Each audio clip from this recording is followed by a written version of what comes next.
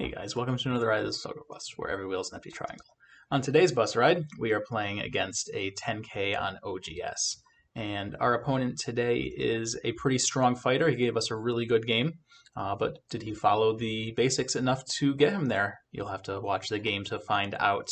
As per always, I'd like to thank my opponent for playing us today. I'd like to thank you guys for watching the video, and I'd like to thank my patrons for supporting these videos.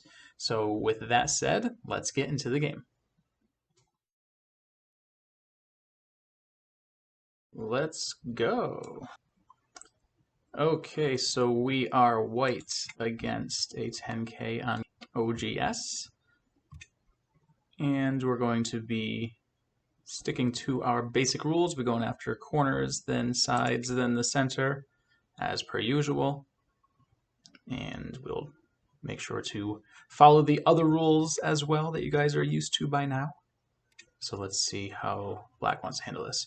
So he's going to approach. I'm actually going to mix it up. I'm going to pincer this stone. I haven't been doing a lot of pincers in my game, but let's mix it up a little bit. So he's going to jump out, and we're going to jump out. So there were a number of choices he could do. Typically, they're just going to either jump into the 3-3 or jump out. The 3-3 is more common, but if they jump out, they're looking to get influence on the outside. The normal Joseki would be to play L16 here. But he's going to attach instead. So I'm still going to push. He's got some strength here, so the Hani would be a little trickier to handle. And now he's pulling back into the corner. We will block this just to retain, some part of the corner, though here we're pretty much transitioned to this side here. This corner's kind of settled. And then we've got these two stones that we're certainly going to have to follow up on. And again, I suspect he's going to continue pushing along, but we will see. Okay, so he pushes one time here, and we're going to do a different one of our rules. We're going to say that this stone can be sacrificed. We don't need to save that stone. So instead, I'm going to turn here, get some strength, block this direction, and if he wants to cut here, we could Atari and then threaten to capture and then give up that stone. Instead, he's going to extend, and we will just go and make a base here. And he's looking to undercut us here. I'll just play a second line. This is pretty early for a second line, but if you're doing it to secure your group, it can be okay. If you wanted to jump out here, I would not have faulted you for that. I think either move is fine. And now he's going to peep. These are pretty easy answers. We will just block here. And so now this group is nice and secure. We've got 3 stones over here with lots of liberties. We've got 3 stones here, lots of liberties with some nice space between. So this group should be all set from any attacks that he does later. And now he's extending here. And so he had Sensei there. He could have played wherever he wanted. So I think this is a little too close to already existing stones. In this case, I am going to go and play this now. I think this is big enough now that that's secured. We will go and fully get our corner back. And now he's threatening again to get these 2 stones because he can Atari this and then descend. So we will just connect here. And now he's playing an early first line move. So this is an easy one to ignore because it's way too early for first line moves here. So we are going to ignore that, and we're going to go approach his corner. We could approach his or enclose ours. I'm just going to choose to approach his. We've got two mostly empty corners, and so it's too early to be responding to first line moves. And so he's going to pincer us now. And we are just going to jump out. This is the easiest answer when you get pincered low, is just to jump out. You can look at doing a 2-space, but 1 space is the easier. Here we will just continue pushing. So we will descend, make it so it's not easy for him to connect up. And now that we're nice and strong here, we're going to counter pincer this stone. And this is a little more complicated. This is what happens when pincers get played. But it's important to know how to handle these because pincers are a very important aspect of the game. Here he's attaching to our stone. almost, and this wasn't a very strong stone, so it's almost like he's attaching to a weak stone here. So we are going to extend. You normally want to respond when you are attached to. And now we're going to take this Hane. And we can get away with this because we've got strength here. So the cut is going to be tougher for him than it will be for us. So we can take this Hane. So he's made a good table shape here. All I'm going to do now is I'm going to protect our cut. Now that he's gotten a little stronger, this cut will be tougher for us to manage. So we're going to follow our rules and protect our cuts. So this is a little slow. His shape was already pretty good. So in this case, we have to look at which of our two groups is weaker. And in this case, they're both pretty strong. I think it's going to be easier to surround with this group. We already have our F5 stone that's a little bit ahead of this. And at this point, that's all we're looking to do. We're going to be looking to surround his group. We're not going to be looking to kill his group. Our goal is never to kill groups with attacks, right? My plan here is to attack these stones. And so we have to look at where our profit is going to be. And our profit's most likely going to end up over here as we get stones in the center that face this direction. And so what I'm actually going to do is I'm going to start by playing some forcing moves. I'm going to play this move first just to make sure that it's going to be tougher to connect up with this group, or for him to split through when we do a move like this knight's move here or this knight's move here, which are the moves I'm going to be looking at now. And so now he's getting pretty bold with his cross cut here. We can look at Atarying this, we can look at Atarying this. And I think this is the better of the two options. So I'm going to Atari this stone. And if he pushes down, we can push again. Because if he blocks here, we have the Atari on these two stones. And while that took a little bit of reading, there was a pretty clear, potential cut here, right? We knew all along that this cut was here. And so playing this move only made that cut stronger. And so when he took his cut, then this comes with a little more force. So now we're back to the game. We can see if he blocks here, then we get to Atari this and then Atari this and capture that stone. And what that would look like is if he plays here, we can get this Atari. We can even Atari one more time, and then take this, and his corner likely dies. Let's see. So he played there, and so we're just going to push through now. And this threatens to kill his corner, and goes after these two stones, which will weaken this, which will weaken everything, right? This group of ours becomes much stronger, which means that this group becomes much weaker. So that's kind of an interesting move.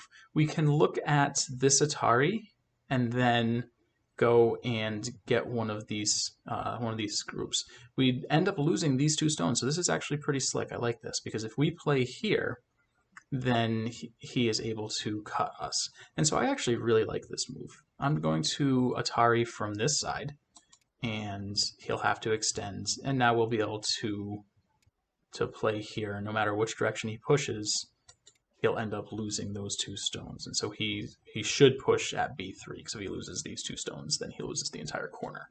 If he pushes at b3, which he correctly did, then these two stones are captured, his group is alive. So that was a really slick way of finding life for him. So we're just going to capture. Now our group is alive, and we don't have to worry about that. But again, a very nice sequence of plays for our friend here to find a way to get this group alive. So here, this is the same thing. I guess we still only have one eye, and saving this stone will get us the second eye. So we'll play that. It leaves this cut behind, and we will just extend one more time. So now we're completely alive, and he has this cut that he needs to fix. And then so he'll fix that, and then we'll go and enclose the other corner of the game. But our friend is our friend is playing this game very, very well. And so we are just going to enclose this. I'm going to do a large knight's enclosure. Any of these four moves would have been fine, either Q5 or either Q or R5, Q or R6. Any of those are fine.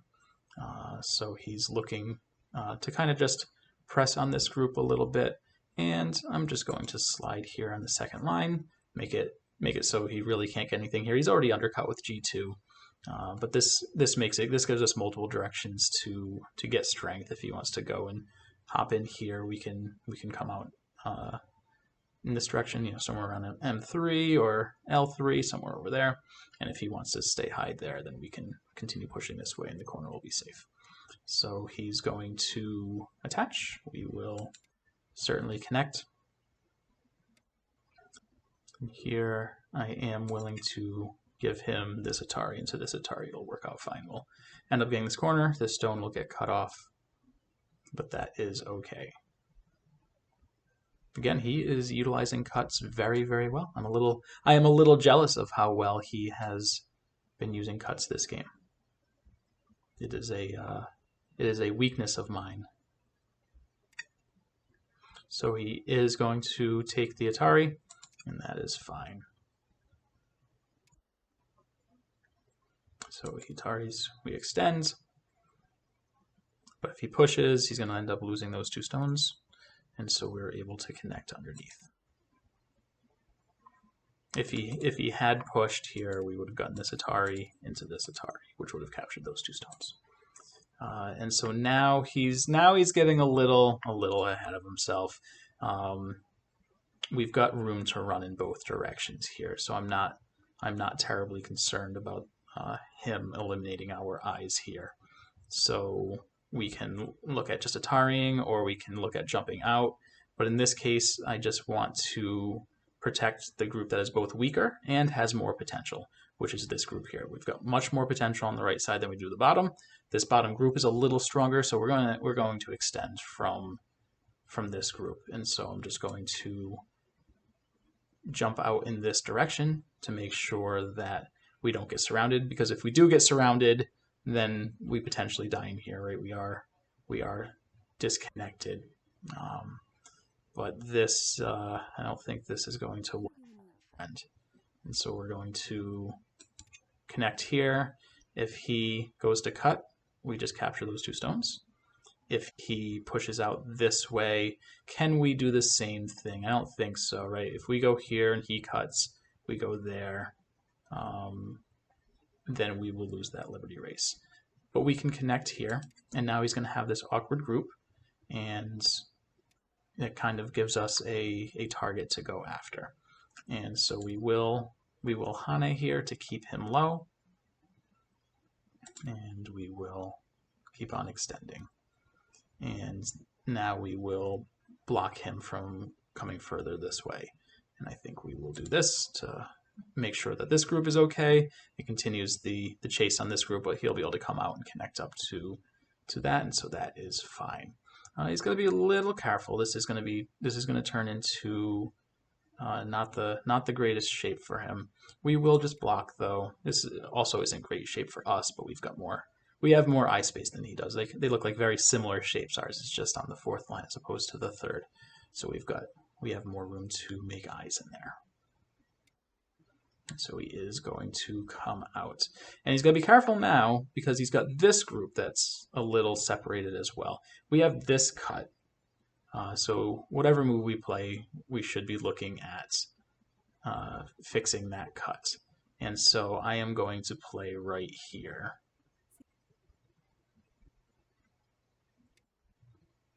And he's still looking at going after that cut. And we will just connect here.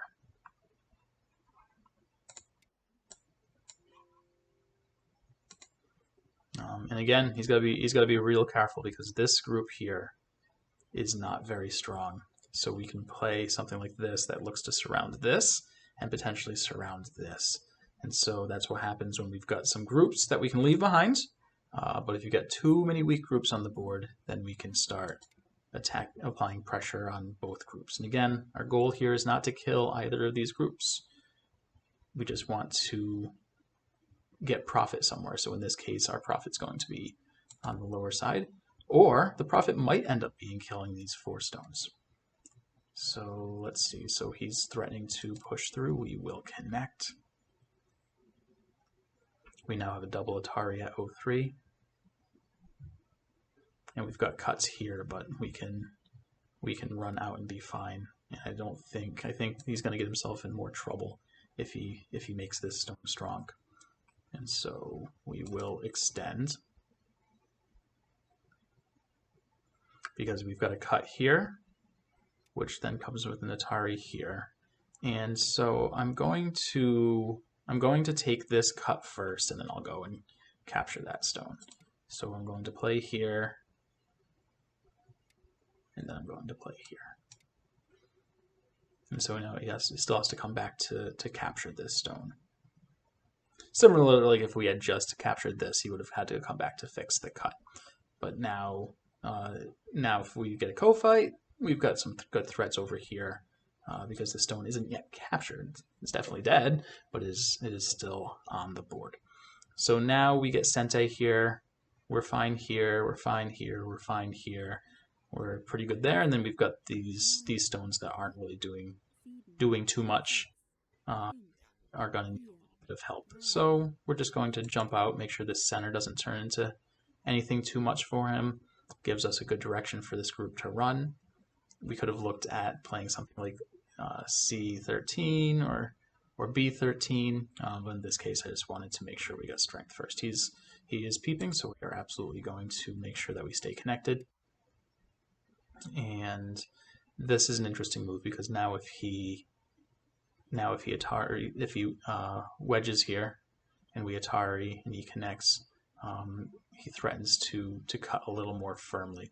So what we're going to do is we're going to turn here, so that if he goes here we get a double Atari, so we'll still stay connected. And what should we do now? Now we will go look to try to get a base, make sure he doesn't get too many points on this corner, and then we can probably progress to endgame stuff. So I don't think the center of the board is going to turn into points for anybody, and pretty much everything else is settled. And so we will probably proceed to endgame shortly. So this move looks like it cuts, but actually if we play here, we can either connect underneath or connect above. So we will descend, and if he connects, we'll connect. If he looks to cut, we'll cut. He'll end up losing those 2 stones. So a tricky little move here, but an interesting one if this ever comes up for you guys as to how to stay connected, which was why this large knight's move worked. So he connects, so we will connect. And we do have to be a little careful, right? We've got a group that is mostly surrounded, doesn't have any eyes, so we need to make sure that we can either connect to a living group or get life ourselves. And so I'm going to play this. It comes in Sente, because if we play here, we'll be able to capture those 3 stones. So we'll just play this, and he should either just bamboo or connect here, I think. Either of those are fine. So in this case, I want to make sure that we don't get fully surrounded, and so I'm going to jump out this way, which gives us a path to connect here and then potentially connect up here. So he is looking to cut. We're just going to connect up by playing this kind of weird looking shape, but it does connect us. It's better than just playing the empty triangle. And so now he's playing this random move. Now is probably the time to answer this. This becomes a bit annoying now that we're potentially getting surrounded. So we will play this, and he connects, and we will make sure that our stone doesn't get captured. And I'll tell you what, guys, you know, if this is the 10K player that you guys are playing on here, and he's why you can't get to that single digit queue, I wouldn't feel bad. He's This guy's playing really, really well. And that's gonna happen sometimes. Sometimes you guys are gonna run into players that just seem stronger than your other opponents at similar ranks, and that's natural. It happens sometimes. But yeah, I'm quite impressed with our friend's play today. So we can look at. I want to make sure that this is kind of the next group in question. We can look at playing. We can look at coming out. We can look at reducing here. I'm gonna come out towards the center. This gives us more potential, though the potential is pretty much moot at this point in time. Now we're at the point where we want to be cashing in on our points. We're going to extend this way to try to connect up to this group. I don't think this group is in trouble, but coming in this direction makes it easier to connect up, and so I will just connect now. And fully connect.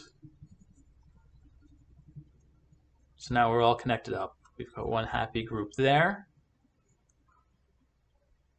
And sure, we will protect that. And of course we will now be fully connected. Okay. So this group is fully alive now. And again, I don't think the center is going to turn into much of anything. And so now we are fully in endgame. And at this point, I think we're going to get ahead to the end of the game. Because at this point, the rest of our moves truly are going to be endgame. So we're going to do a monkey jump here. We'll be looking at N18, H2 are all large endgame moves, and then whatever happens in here. So I will see you guys at the end of this game. So here we are at the end of the game, and as you can see, we won by 37. But with that said, he played strong all the way through, so I wouldn't let that number say too much. He played really, really well this game. So let's get into a review, and I'm going to do a little different this time. I'm just going to show the moves that I think he could have done to make the game a little better for him. Okay, so taking a look at this game, everything started off reasonably enough. We decided to pincer here, and he did this variation. So for your games, I would recommend jumping into 3-3 when you get pincer. It's the easier variation. And not only is it easier, it's a pretty good result for black. It's always going to be a good result for black here, because you're going to end up getting sensei either way. So white can choose to block this way, and then this is the variation that we are used to seeing. Black gets an okay corner, but gets sensei out of this, and white gets good outside influence. The other option is white can block this way to keep you separated, and you push. White needs to push here. White cannot hane here. And then black can threaten to connect, and then we get this, and then black gets to jump out here. So in this variation, white will get sensei, but white doesn't get too much out of this, especially with this stone over here, and black gets a pretty big corner. And so these are the easier variations than jumping out here. Normally, if you are choosing to jump out here, that is saying you want to take the outside and not the corner. So so that he stays consistent with that. The Joseki variation is to play here, and it's usually goes something like this. But there are a few ways that you can do it, and then again, black just looks to get influence by giving up the side. And here, white gets kind of both sides, and black gets the influence, which is tough to use, and so you need to have a good reason to do that. So that's why I suggest, if you are black in this situation, you should just be looking to take the jump into the corner and get pincered. Anyway, so we do this, we extend, and then black slides in. And so I'd say this is a mistake for black, because if you wanted the corner, again, you should have taken the 3-3. And since black has already decided that he wants the outside, I would consider continuing that variation. And so we did this, and I took this turn. Black probably should have taken this trade.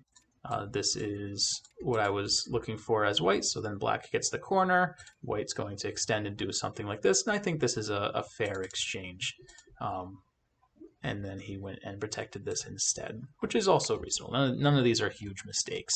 This move seems perfectly reasonable. This one I don't like. So black's corner is nice and strong now.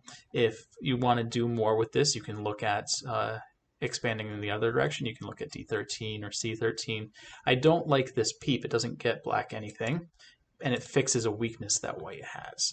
And why that's important is later in the game, say black does play here and we do something like this, this move could be a pain later, right? Because now white has to block, and now we get something like this, and this is tough. This is a tough situation for white, right? Like white's going to be okay, but you can see how annoying this is. And if you take this peep instead, none of that's there now. It's all fixed. So I wouldn't have taken this peep. I would have just played this directly, and I think you can play, especially now that you have the stone, I think you can play a little further away. And so this seems a little slow. I don't think it's necessary, but it does come in sente, and so that's fine. And then this is probably the first, maybe the second big mistake, right? I don't like the peep, but this one goes and breaks our rule of no early first or second line moves. Black had sente here. He needed to do something with it. So either looking to extend off of his corner or go approach my corner. I think approaching would have been fine. If that's your reference, I think extending would have been fine. Anything. But this is much too early for this. It's not sente, and white can ignore. And so so black lost the timing to get the big move on the board and let white get it first. And then so he pincered, which is perfectly fine. And then I make a mistake here. I should have played this, but it's not a huge mistake. Just as long as you jump out, it's going to turn into a similar situation. Here, black should be looking to continue again. This is, black's kind of flip-flopping on what he wants. When you play this pincer, that's saying that this side is more important than this corner. A lot of people see pincers as attacks on this stone. That's really not what it is. It's a change of direction. This is black saying, I want this side. I don't think the corner is as important.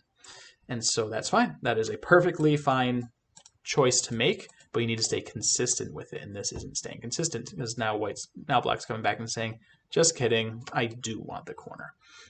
So I would have stayed consistent here. But so he came back, we extended, and then now we got the pincer. And then he went and attached to a weak stone. I don't think that's the way to go. I think we need to be looking to run out, because white has this group he has to care about. He's got this stone he has to care about. Black's strong up top, black's strong in the corner, so black only has one group to care about. By playing this, you force white to get stronger. And then when white gets stronger, by virtue of that strength, you get weaker. So I wouldn't have attached there and let white get this high. So black makes shape, and then does this cross cut. And I can't say, honestly, if this is a good or a bad move. It's an aggressive move. And so if you have an aggressive play style and you like this cut, that is fine. But this cut here is problematic. But like I said, I think black did a really good job of getting out of this. This was a really nice move. I liked it quite a bit. So I think black did a great job, great job recovering and getting many more points than I think he should have gotten there. So good job there. And then we go and he connects, and this is all fine. And here, this is a tough move on this board. And we, there's a lot going on.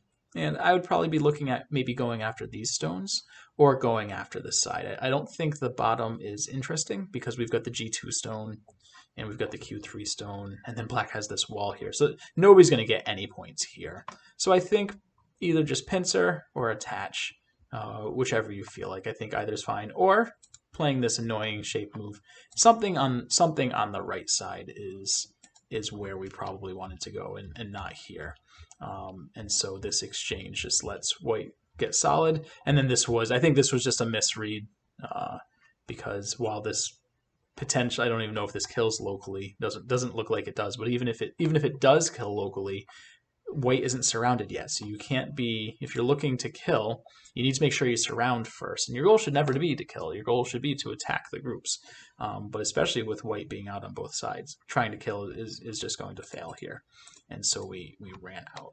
And from here on out, it just kind of turned into lots of cuts and fighting. And I'm not sure if there was too much of interest in regards to that. Again, I think he played well. He maintained, poking at my cuts and taking care of his. He did a pretty good job with that. Though there is one interesting bit at the end of the game that I would like to take a look at. And that is here. So white plays this endgame move, black blocks, and white connects, and then black takes this endgame move. And so the question for you is, you are white, and where do you play here? We're firmly in endgame. So where is your move? That is my question for you. And you guys can leave in the comments where you would play as white right here. Where is the biggest move on this board?